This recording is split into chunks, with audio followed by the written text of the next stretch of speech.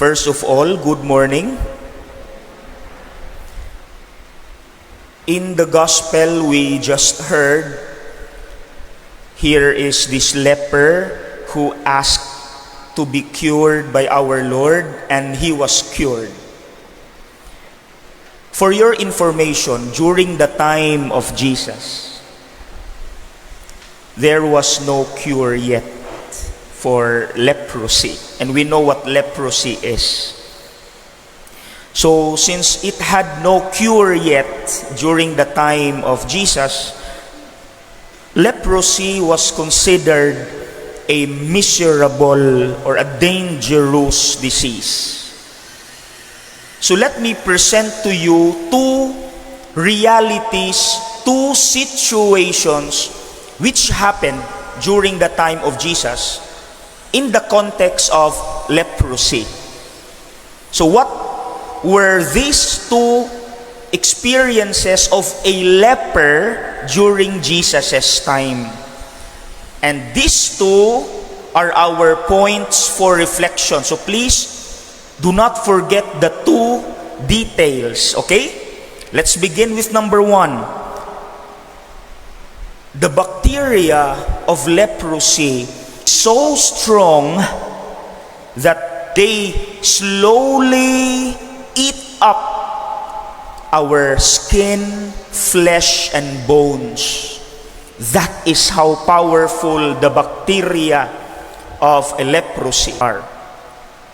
Because of that, eventually you will lose your original features. Take note, that's the key phrase for number one. Because the bacteria of leprosy slowly eat up your flesh and bones, you will lose your original look. Because I saw a leper when I was still in high school, but she was already cured, but she lost her nose, ears, and fingers on both hands and feet. So you will lose your original features. You will no longer have your nose, your ears, your fingers on both hands and feet. That's the first context. Number two, because there was no cure yet for leprosy, and it was contagious, the people were afraid to go near a leper. And because of that, sadly, unfortunately, lepers were forced to live outside the city, on far away, deserted places, away, separate from the community. That's the second key word for our reflection. Separate from their loved ones, from the community. Now, sige. Given the two contexts of a leper during Jesus' time, how do we apply these two in our lives? The first point, what was the first point?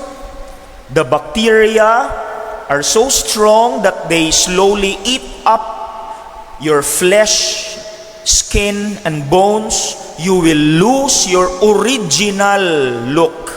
How do we apply that? Let me ask you, what are these bacteria or bad attitudes or sins that you have right now that are slowly eating up the original you were before? For example, before you got rich, before you became a professional, you were once humble and approachable and friendly. That was your original. You were once humble, friendly, approachable before you got rich and became professional. You were once humble. But unfortunately, when you became rich, when you already have the money, when you became professional, you became arrogant. You are now proud and boastful, and you lose your original value, virtue, which is humility.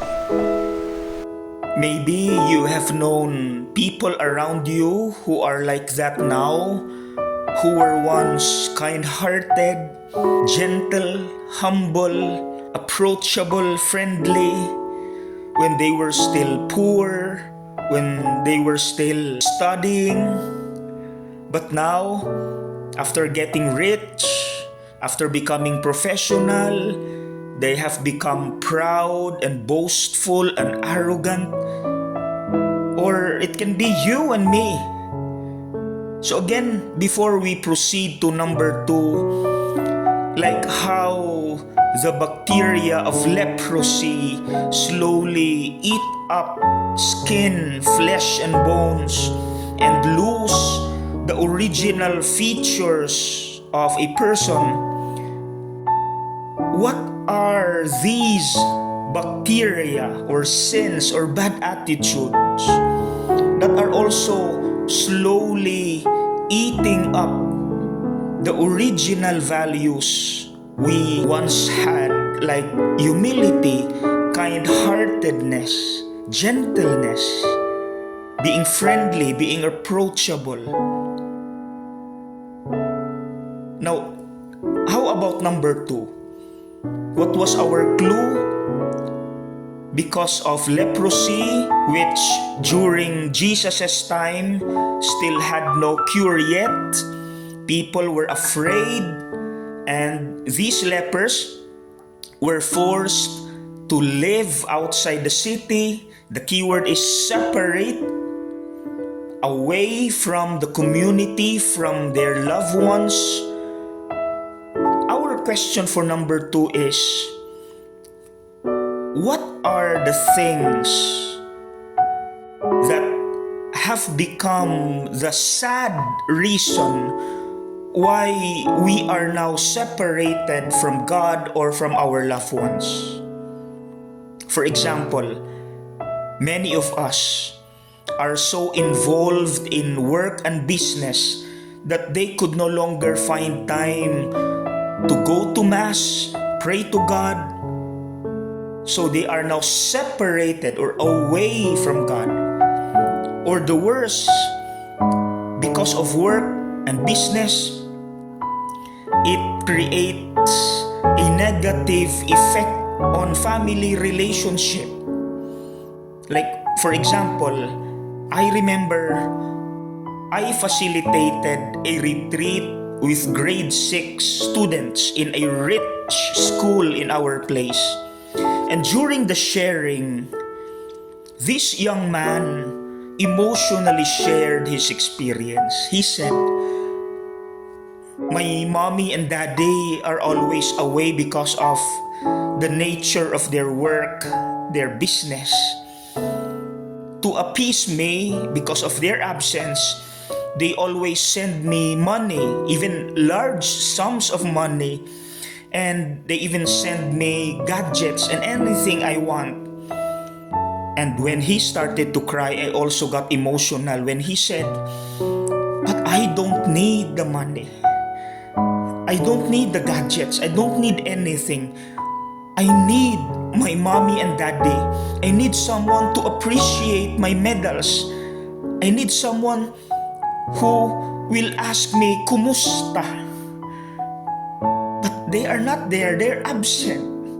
I need them more than anything else, more than money. I need my mommy and daddy. Their presence is what I need."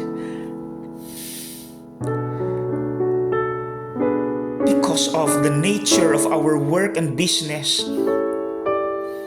we are now separated. We are now away from our loved ones, like lepers who were away from their loved ones, from their community.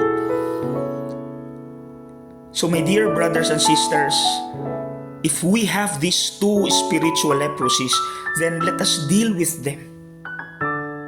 Okay? Let us deal with them.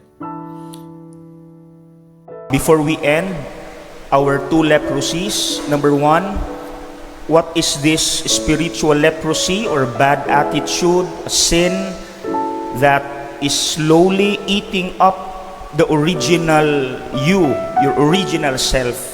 From you were once humble, you have become arrogant or boastful or proud. That number two, if there is any, what is this thing that separates you from God and your loved ones? Let us deal with these two spiritual leprosies.